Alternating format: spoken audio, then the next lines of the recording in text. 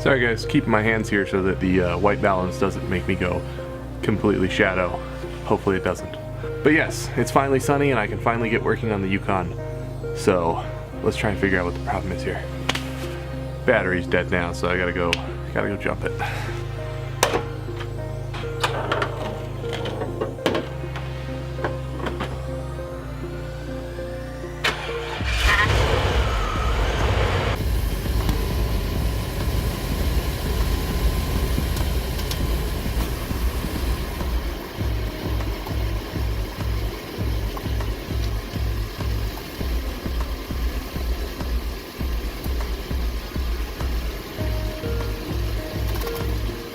But I crawled down there, I did take my phone with me, and I checked the linkage to see how the linkage was doing, and it's fine.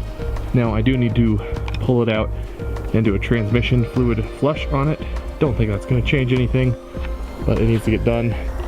With that covered for right now, what I'm going to go ahead and do is I'm going to reheat the garage to a warm temperature, and then we're going to go ahead and get done the small little race car things that I need to get done on it today. So we're gonna go ahead and just do that. I'm gonna go grab some lunch because I'm starving. I've been out here for a lot longer than I had originally anticipated, and luckily the 4 weeks of snow have stopped, so hopefully I'll be able to get some more work done on the Yukon here shortly.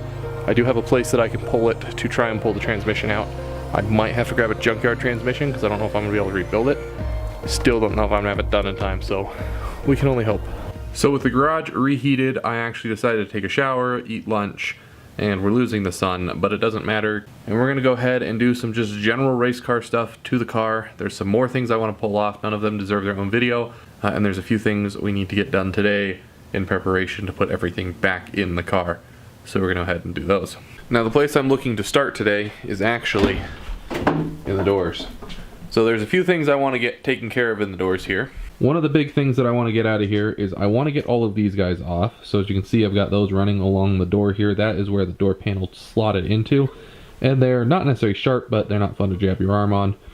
The other thing is I want to take this out because when I lock this, which I can do with my arm pretty easily, it doesn't unlock by pulling up. I hit the unlock button, which is currently not installed in the vehicle. So I'm going to remove these door locks on both sides. The whole assembly is in there, but I'm going to take out just this rod right here that controls that, so I'm gonna figure out how that guy comes out. I also intend to remount these guys, which are the mirror controls.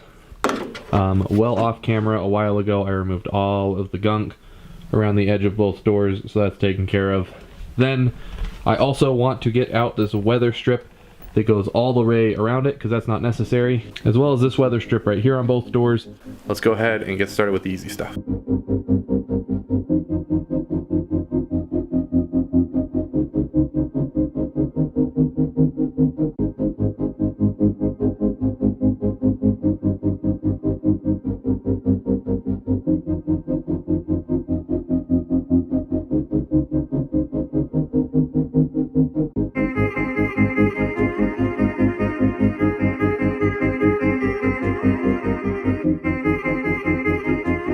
So taking this out meant that I had to remove the mirror here, which is just two 10mm bolts, not too hard. Unplugged it from this guy down here, which I just mounted as well, and I tied up some of these wires with a zip tie.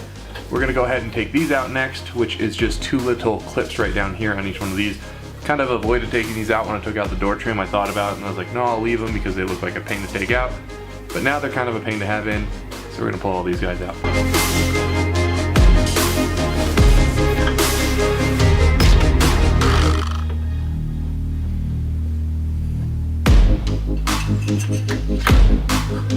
Paint didn't love that.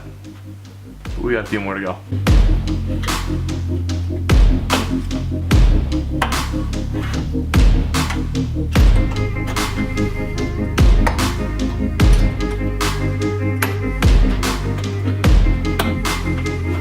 with all those out, it did scratch the paint a little, but whatever. It's interior paint and I'm gonna need to touch it up. Once again, race car, so who cares? Last thing I need to do on the door is take out this guy right here. Let's get focus on that. Take out this guy right here, and it will be kind of hard to show on camera, so hopefully you guys can see this here. You can see down there, there's that little white piece right there. So the rod goes down to that little white piece, and then I believe it goes 90 into the little white piece that way. So what I need to do is I need to get behind there, pull it out that way, and then I can feed the rod up through that little hole right there, which if I just twist it, the 90 should fit through that hole, and then all the way out of here.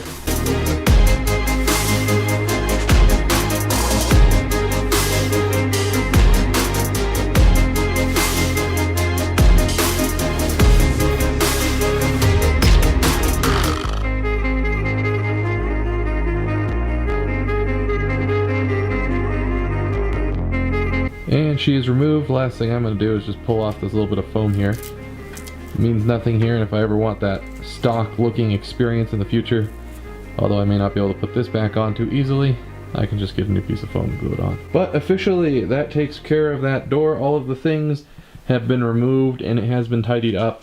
I do need to get a door handle solution, but I have some ideas and that will come when we reassemble the car. So for now, I just don't have an interior door handle, but I will have some come race weekend. And I locked it on myself again, so I'll have to unlock it here in a second. But this door is as done as I'm going to get it right now. I may want to remove some other things like these guys right here, but I haven't made up my mind on that just because they look a little hard to remove. But I still need to go ahead and do it all to that door. But that door is a little bit harder to film on camera just because of where it's located, and you guys just saw how the process is done. Nothing is different on that door at all, at least from what I've seen. So, done. You guys may have noticed, right there as you can see, I have actually, that is the mirror switch, and I have zip tied it into the wires. Let me get closer so I can show you. So this is the switch that controls the mirrors, and it is currently wedged in those wires, and the wires are zip tied together as much as possible to hold it into place. So hopefully that'll hold. I might need to 3D print a solution for this at some point, but that's the only difference between this door and that door with everything that I did. Now a super random thing that I need to get taken out as well is I want to do the trunk liner here, just like I did with the doors. Just get that weather strip out.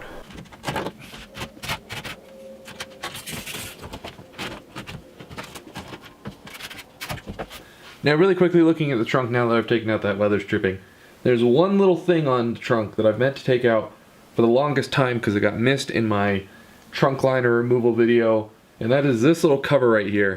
And all it does is cover the locking mechanism.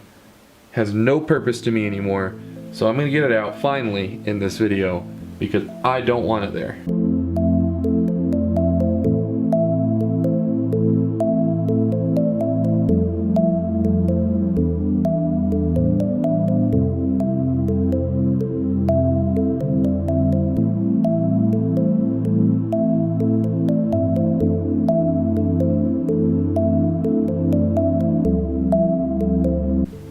That was a little bit more difficult than I had anticipated because on this little screw right here, it's kind of hard that I keep blocking the light, but it goes in and expands, so this has to be pulled out with a little bit of force. At least it did have to be on mine.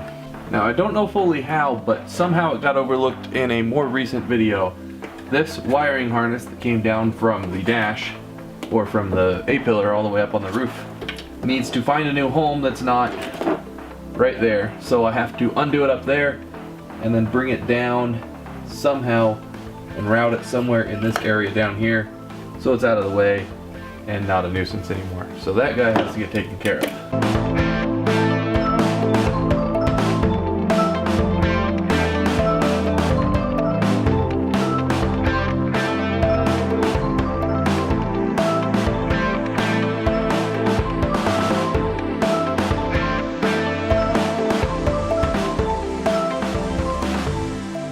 It is so nice to finally have those wires cleaned up. Unfortunately, I missed them in that other video, so had to get them done today. But now I can't think of anything else that I necessarily need to take out of the car or tidy up as a preparation. But there is still one thing that I have not addressed with this car that you guys didn't necessarily know about, and it's actually something I gotta fix I want to say to my own stupidity, but I kind of blame the car on this one. So some of you may remember a little while ago when I was putting in my seat, I had the bracket and it had this, like, just the way it was shaped, it did not like to accept these bolts.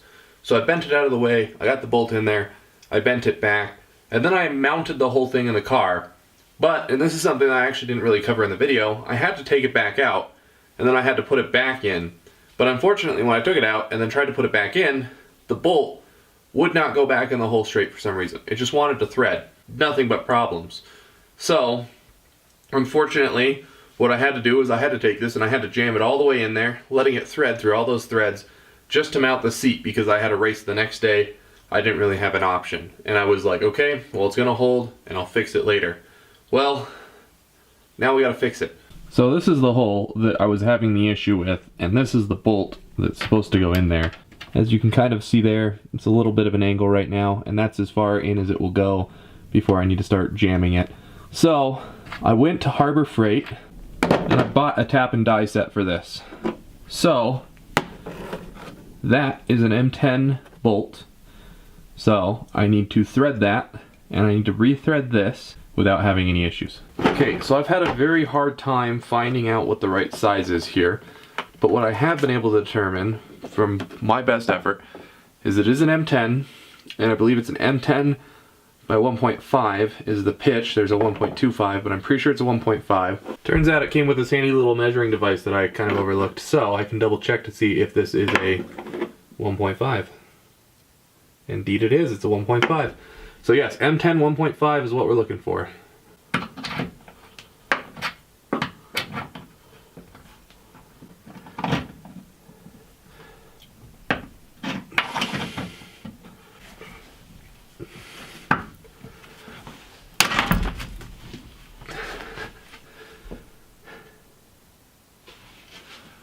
Harbor Freight, guys.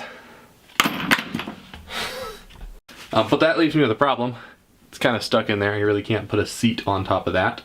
So we're gonna go ahead and get this taken care of because that piece still works at least. Well, with that stuck in there for now, I'm gonna go ahead and I'm going to go and tap the screw or die the screw, whichever one is which. So we got a ratchet 16 millimeter, and let's send it through this.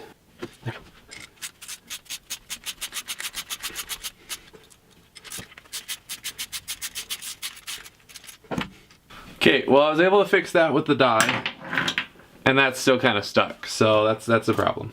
Well, I figured doing this would be a good end to the video today, but unfortunately Harbor Freight has struck again and my tool has broken, so this ended up being a little bit more chaotic than anticipated.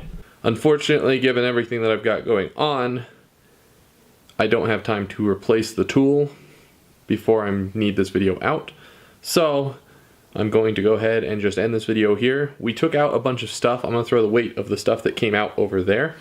I'm going to have to go to the store. I'm going to have to get another tap and die set to finish tapping that hole and then getting that thing out of the hole so that it can actually be used.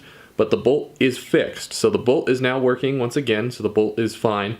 The next bit of work that we need to go ahead and get done to the car is we need to get the dashboard and everything put back into it. So that's going to be a video in and of itself. And then we've only got a couple weeks before the race, so hopefully this car is fully ready. I don't see there being any issue unless I completely destroy that hole and then I don't have a bolt for my seat.